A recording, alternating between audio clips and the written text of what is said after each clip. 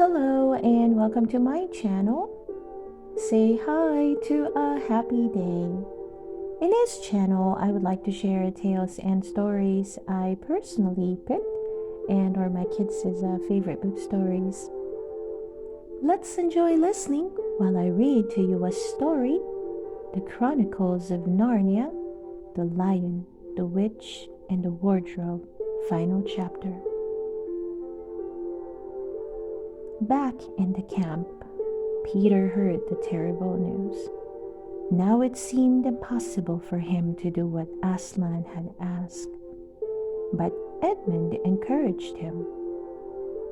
Aslan chose you to lead his army, he reminded his brother. That army is ready to follow you, and so am I. Suddenly, Peter felt a little braver. Tell the troops that we will meet the witch in battle without Aslan, he commanded Orius.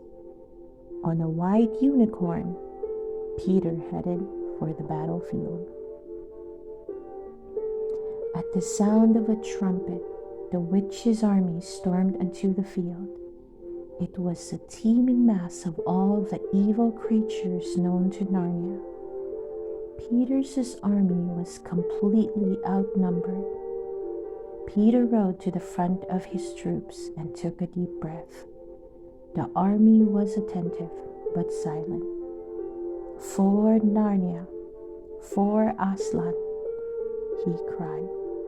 The troops exploded into applause, clanging their swords against their shields, and Peter led the charge toward the witch's army. Susan and Lucy were grief-stricken. They couldn't bear to leave Aslan's body even if the battle was beginning. But suddenly they heard a strange rumbling, and then a sound like thunder and an earthquake all at once.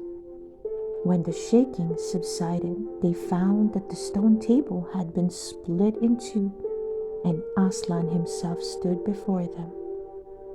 The witch's magic was powerful, he explained, but there was something more powerful than even she knew. The difference between right and wrong. When a Narnian created as much wrong as the witch did, even death could be overturned. The girls climbed on Aslan's back and galloped across the countryside to the melting ruins of the witch's ice castle. In the courtyard, they found the stone statues the witch had created with her dark magic, and one of them was Mr. Tumnus. Aslan breathed on the phone until he came back to life.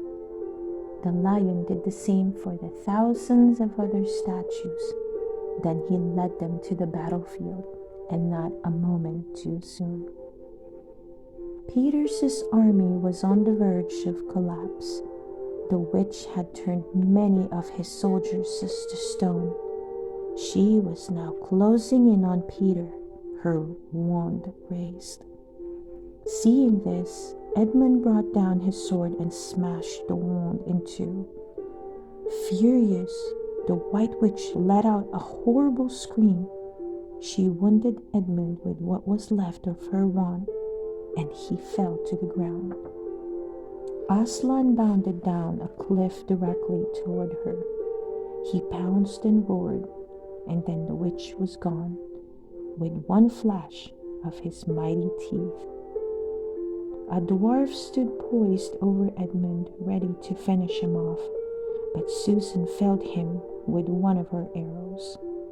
Then Lucy took out her jewel vial. She healed Edmund first, then the other soldiers, one by one. Their work on the battlefield was done. Now it was time for the Pevensies to be crowned at Cair Paravel.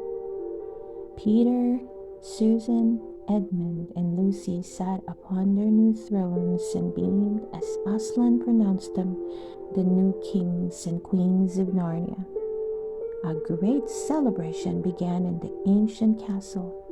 and only Lucy noticed the lion slipping away. 15 years later, the kings and queens set off in search of the famous white stag. They tore off after it into the woods until the branches gave way and they found themselves in a wardrobe. They realized no time at all had passed since they entered the wardrobe. The kings and queens were children again, back inside the professor's house. That night, Lucy crept back to the room with the wardrobe. Suddenly, she heard a sound. She wheeled around and found the professor there, shaking his head. "I'm afraid you won't get back in that way. I already tried." "Will we ever go back?" Lucy asked sadly. And the professor answered, "I should think so, but it'll likely happen when you're not looking for it. All the same, best to keep your eyes open." The end. I hope you enjoyed listening to the story, The Chronicles of Narnia, The Lion, the Witch, and the Wardrobe, final chapter. Please don't forget to hit that like button and subscribe to listen to more of our favorite book stories. See you soon!